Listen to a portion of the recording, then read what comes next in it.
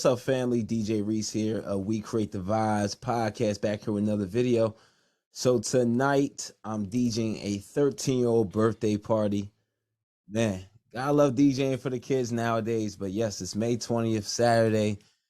Got another 13-year-old birthday party. And yeah, the kids' parties, man, they're getting different year by year. I'm telling you, they're getting different year by year. I mean, kids today, the attention span is not really there. Of course, I did my due diligence. I talked to the kids' parents. They also got input from their kid, even though usually I prefer to talk to the kid than to talk to the parents because the kid is going to tell me exactly the type of music they want.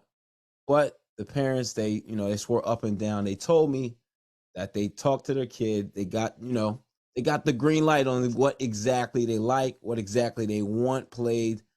So this is not different because typically younger kids nowadays, of course, hip hop is actually for most kids, doesn't matter the background, whether white, black, Spanish, Asian, doesn't really matter. Most of them, for the most part, not all the time, but for the most part, they want hip hop and they want some pop too as well. Hip hop and pop.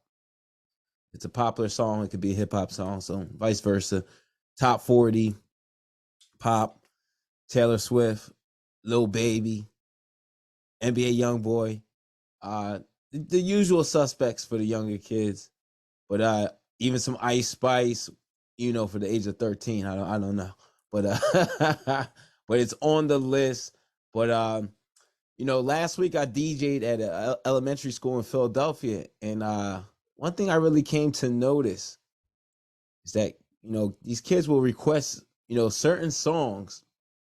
Could be 2 minutes and it could be a 2-minute 37-second song, but literally the first 25 seconds or 35, whatever, 40 seconds, they're really into the song. They sing in the verse, they sing in the hook, everything. They going crazy. It's going up. And then after that first verse, after that first hook, it's straight up crickets. They off the dance floor. They run back to their friends. They rapping with their friends. They got their phone out. It's different. I guess, their type of party, their type of fun looks very different, obviously, from my time. I'm in my 30s. I'm in my late 30s, 37. But, so, it's a whole different vibe. It's a whole different ball game, man. Like to really keep a kid's party going and going. It's like, you got to have of course, I have an extensive library, but you got to have an extensive library of what they like. And I'm not talking about any of the parties 3 hours. Like, man, you might run through like 300-400 songs because at less than a minute, they already like on to the next. Like, throw this on for me. Get this on for me. And even when you getting this stuff on, again, they might give you a good 30, 35 seconds of pure enjoyment, and then they back on the phones or they back talking to their friends. Their attention span is just like it doesn't really even exist, yo. It's different. It's different. And especially if you're a newer DJ out there, it's definitely something that you're gonna have to get used to. But or if you're even an older DJ out there that's kind of stuck up on the past and how it used to be, you gotta get with the times. Like, you gotta make sure you have those TikTok crates ready, full of songs, full of current bangers. Because depending on depending on the kid, depending on the child friendly crowd, you might not be able to go so far back, especially if this party is really tailored to the kids. Sometimes I get lucky where the parents want to get active, the parents' friends want to get active, especially with the schools. So I get more leeway where I can play the classics, play the things that the older parents are going to like, or even play that Footloose, play older joints, where the parents are gonna, they're gonna come out there and have fun too as well. So I get an opportunity to mix it up, and it's not just younger music, but which I have no problem playing. But again, the attention span is just, it doesn't really exist. You really have to have these solid crates. even when they give you the playlist, you want to expand upon the playlist. So, sometimes when I get certain songs, I'm like, all right, this is a banger. They really like this. What are songs similar to that? Where I might throw it in a Google search. But what are songs similar to this? So I can stack, pile, add on, add on to my folders. So I just have an abundance of music, because the way I do my folders for every event, every party, I got my early folder, things I'm gonna play early. I got my mid, and then I got my lit section.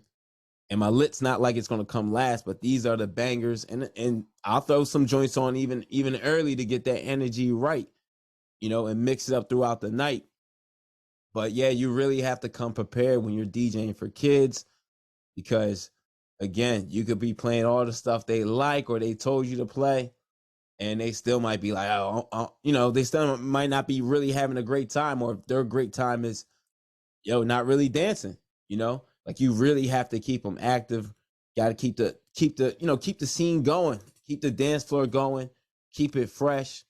Really got to throw on joints at the joints at the joints at the joints at the joints.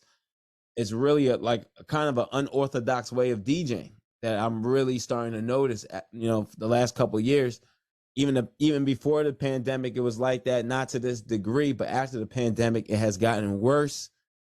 I'm not gonna lie. Like again, literally, like I got 400 or 500 songs ready to go, and some people might be like, "Yo, that's crazy," but no, you need that.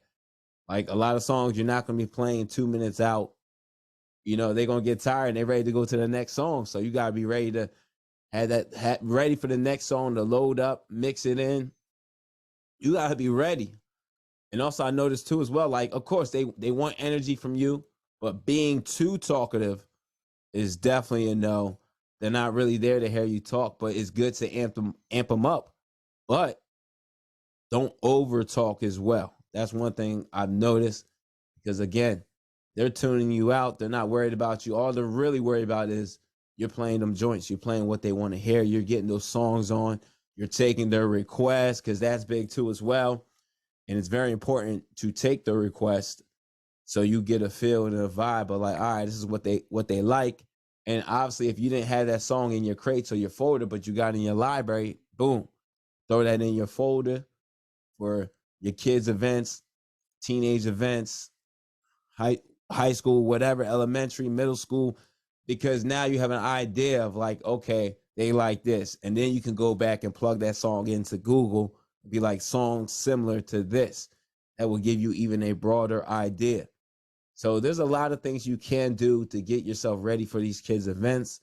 But the first main thing is make sure you get a playlist. Make sure you give them the opportunity to choose music they want to hear, music they want to listen to, music they're going to get turned up and fired up to. And then really expand upon that. Get songs very similar to that, because trust me, you are going to need it all night long. All right. Don't get stuck out there playing songs from 2015, 2014, unless it's on a list. But sometimes even myself, I'll get stuff that's on the list and I throw it on there, and they not rocking with it. And it's on the list. It's on the list.